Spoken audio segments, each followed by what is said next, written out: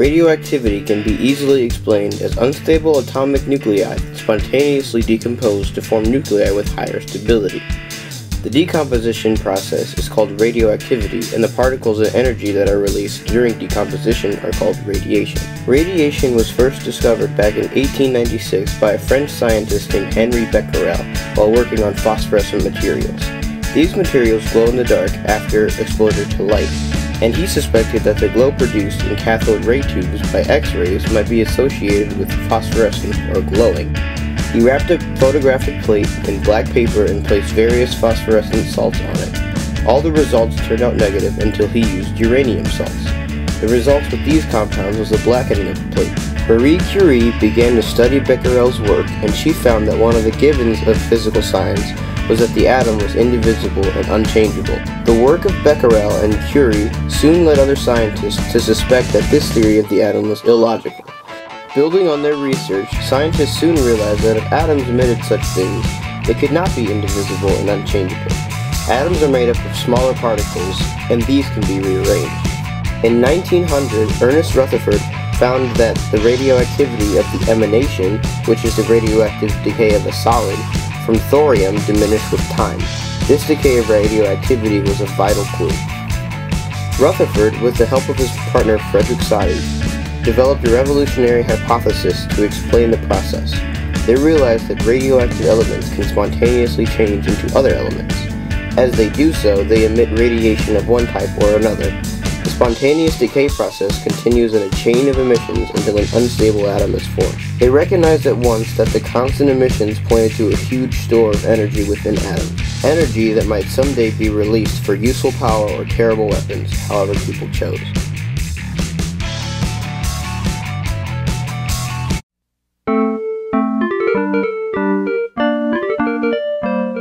Let's talk about alpha particles.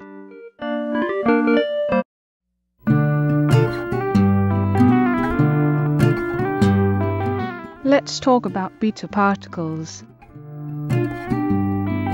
Ernest Rutherford continued the experiments done by Henri Becquerel and discovered two different kinds of radiation. Alpha particles that did not show up on the Becquerel plates because they were easily absorbed by the black wrapping paper, and beta particles which are 100 times more penetrating than alpha particles. Beta particles are really just electrons. The difference is beta particles are high energy, high speed electrons emitted by certain types of radioactive nuclei such as potassium-40. The beta particles emitted are a form of ionizing radiation also known as beta rays. The production of beta particles is called beta decay. The beta particles travel at nearly the speed of light and can make their way through half a centimeter of aluminum. Pretty impressive for such a tiny little guy. There are two forms of beta decay, beta plus, which affects protons, and beta minus, which affects neutrons.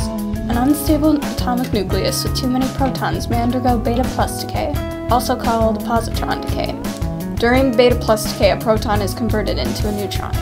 Beta minus decay is the exact opposite of beta plus decay, in which an unstable atomic nucleus with too many neutrons undergoes beta minus decay, where a neutron is converted into a proton. Of the three common types of radiation given off by radioactive materials, alpha, beta, and gamma, beta has a medium force and a medium ionization. Although the beta particles given off by different radioactive materials vary in energy, most beta particles can be stopped by a few millimeters of aluminum. Since beta radiation is made up of charged particles, it is more strongly ionizing than gamma radiation. In water, beta radiation from many nuclear fission products typically exceeds the speed of light. Beta particles have a lot of positive uses. They can be used to treat health conditions such as eye and bone cancer and are also used as cancer tracers.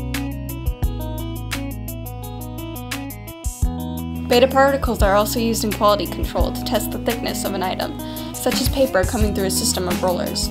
Some of the beta radiation is absorbed while passing through the product. If the product is made too thick or thin, a correspondingly different amount of radiation will be absorbed. A computer program monitoring the quality of the manufactured paper will then move the rollers to change the thickness of the final product. Beta plus decay of a radioactive tracer isotope is the source of the positrons used in the positron emission tomography.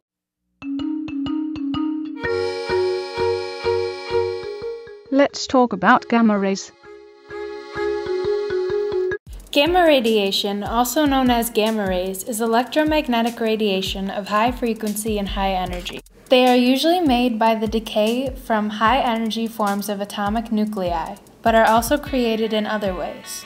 This dude, Paul Villard, was a French chemist and physicist. He discovered gamma radiation in 1900 while studying radiation emitted from radium during its gamma decay. His radiation was named gamma rays by Ernest Rutherford in 1903. Natural sources of gamma rays on Earth include gamma decay from naturally occurring radioactive isotopes and secondary radiation from air interacting with cosmic ray particles.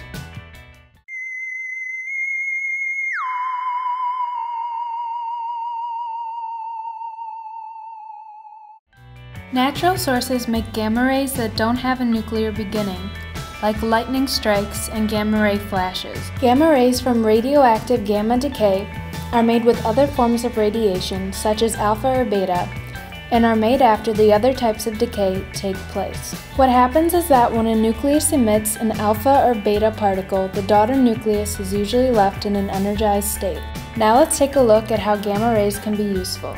Changes caused by gamma rays can also be used to change the properties of semi-precious stones and is often used to change white topaz into blue topaz. Non-contact industrial sensors used in the refining, mining, chemical, food, soaps and detergents, and pulp and paper industries use gamma sources to find measuring levels, density, and thickness.